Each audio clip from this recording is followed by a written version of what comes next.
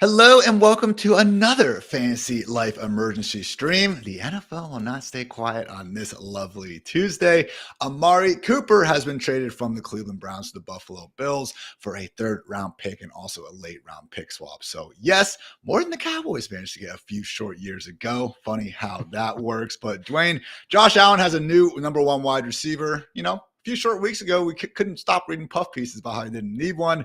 Turns out they do, and they have at least one who used to be in Amari Cooper. Yeah, this is a great move for the Bills. And Amari Cooper's got to be elated getting out of jail from the Cleveland Browns offense. I mean, just an absolute mess over there. So looking at Josh Allen, this unlocks, man, Ian, we're going to have an acclimation period. We got to get, Amari Cooper going. Although, I'm pretty sure Amari can go out and win on a slant route like day one. So there's going to be some things he can do in the Bills offense right away. But I think that this does eventually unlock that QB1 overall upside again in the range of outcomes for Josh Allen. We know this passing game has really been struggling. You and I have talked about it quite a bit. We're talking about an offense that we used to see pass for 275 yards at a drop of a hat, and they've been struggling to get 200. So Amari is a major upgrade. Keon Coleman been struggling. Mac Hollins, MVS, they're really not high-end targets. So Amari gives them something to center the passing attack around. And then maybe like a guy like a Dalton Kincaid, the running backs, they can be enough to supplement that. So overall thoughts on where we're ranking Amari Cooper immediately, because has not been going great in Cleveland, Dwayne. I understand that he's dealing with the worst quarterback in the world over with the Cleveland Browns. But, when you do see the guy tied for the league lead in drops, someone ESPN Analytics says is the single worst wide receiver in the NFL, someone that has appeared checked out for durations of the season with the eye test, he is 30 years old, all right? This isn't prime 22-year-old Amari we're talking about. Yeah, I would throw all of those things in the trash and then set them on fire. I think Amari Cooper is going to be at a minimum a mid-range wide receiver 2 the rest of the way. I think he offers low-end wide receiver 1 upside once he's fully acclimated to the offense. But I think mid-range wide receiver 2, right where we talked about Devontae Adams landing in his upgrade, moving over to play with the Jets, doesn't have the same type of target competition. The number one thing that I care about, 27% target share right now on the season. So Amari doesn't really look cooked. And whenever I've studied those drop rates, it's been a major issue whenever you're playing with inaccurate quarterbacks, and catchable passes for Amari have been well below the average for his average depth of target. So some of that does come back to Deshaun Watson. I'm with you. I watched a doink right off of his face mask last week where I'm like, Amari definitely should have caught that one, and he would have had a lot more yardage. But yeah, I'm saying mid-range wide receiver 2. I'd take him over Brandon Ayuk right now if someone, wanted to make that kind of deal. There's a lot of wide receivers that I would take Amari Cooper over moving the rest of the way. Jaden Reed? No, I'm going to stick with Jaden Reed. He's just balling out too much, Ian. The data would tell you yes. But, man, Jaden Reed and my gut on Jaden Reed is he's just playing too good, man. What about Stephon Diggs, someone who, didn't exactly. I would take Amari Cooper. I would take Amari Cooper, just knowing that we're eventually getting Nico Collins back. But that's pretty close. It's pretty close. You're in the right range, in my opinion. Do you expect the Bills to become a pass-first offense again? I mean, they've been bottom 5 this entire season. I don't think they're going to fully become a pass-first offense, but I think they will slightly pass more, and I expect a large amount of the passes to go through Amari Cooper. I just don't want to overthink it too much. Amari's been a proven high-end wide receiver 2 for 7 years straight, mid-range wide receiver 2 at worst, and now he gets to play with Josh Allen. I think that's going to be good enough for the rest of this season to really help fantasy managers out. It's a massive upgrade. If you have Amari Cooper, you were talking about it earlier this week, man. It's like, can you even start him? He was a borderline wide receiver 3, even though he was getting all those targets. Now you get to play with Josh Allen. That's a huge, huge upgrade.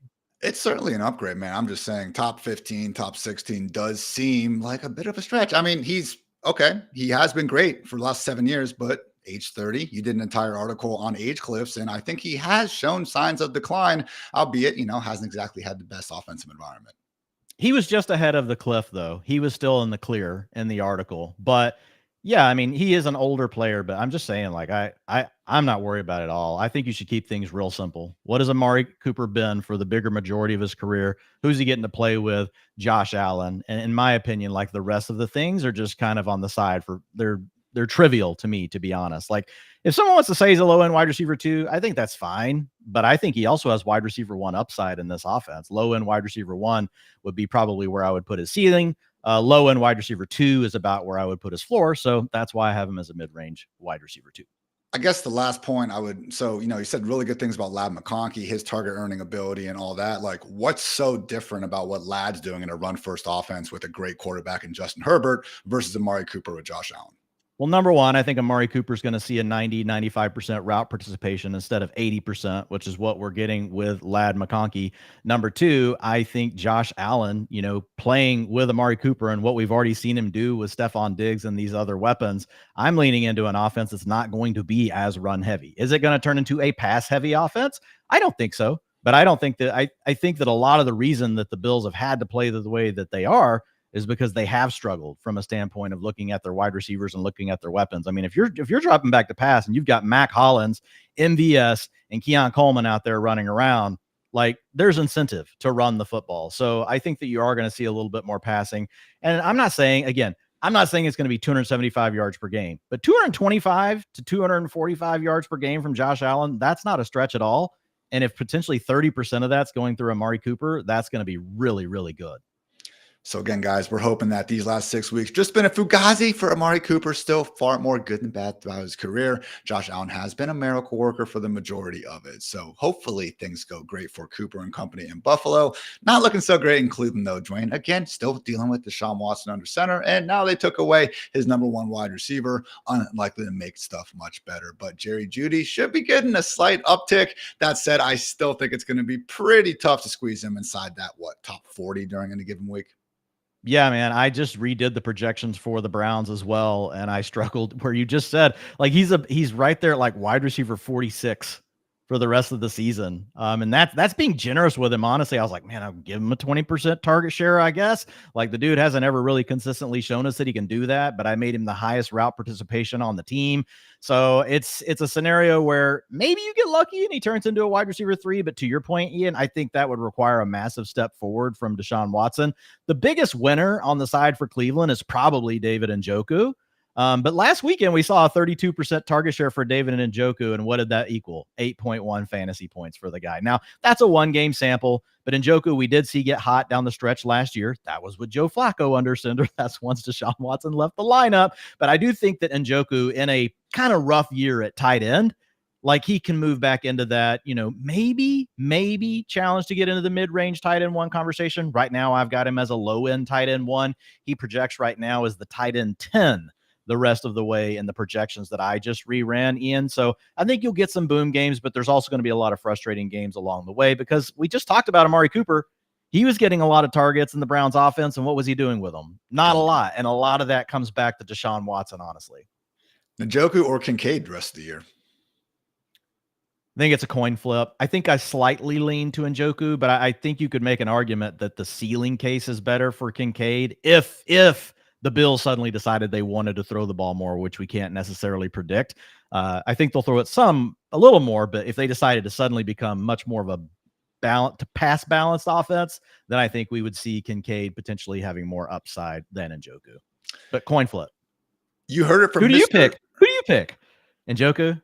Probably Kincaid, man. It's the Bills passing Kincaid, yeah. See, yeah, we're the same. Yeah, okay. You guys heard it from Mr. McFarland himself. And, I threw a few things in there as well. That's just a fantasy live show dynamic for you guys. So, again, huge upgrades for Amari Cooper. Hopefully your 2-4 fantasy teams rostering him are now looking like he can maybe pull off a comeback.